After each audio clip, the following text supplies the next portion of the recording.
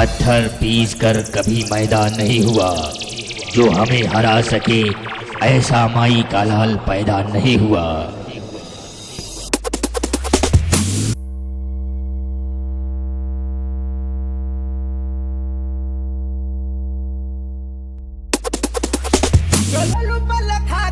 हिले पूरा दुनिया जग मरे तो हर कमर कर धनिया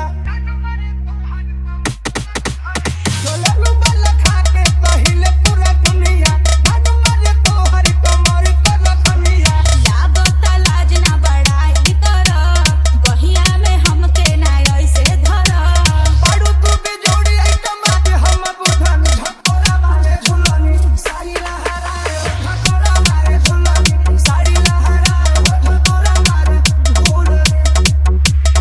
डीजे रावण नई बाजार।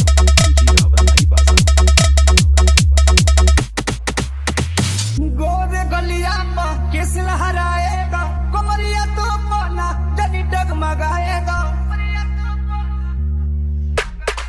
निक लगे ना नियतिया तुहार कैसे कोई चाहता रा प्यार लजिया के पर्दा हटावाना मनवा में का बाबा कहवाना ओरा में हमरे अवतनी सटाली झकोरा मारे झुलानी सारी लहराए झकोरा मारे झुलानी सारी लहराए झकोरा मारे झुलानी।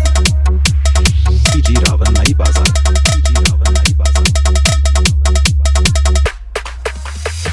सुहाना मौसम बा गजब रवानी हो फीलिंग बढ़ावे तो हर जवानी हो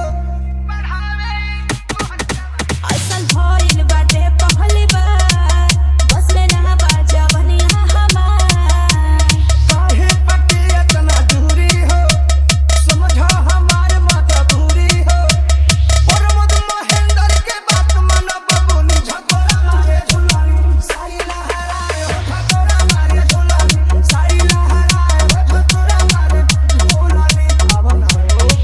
ईडीएम ड्रॉप के बेताज बादशाह डीजे रावण नई बाजार वाले।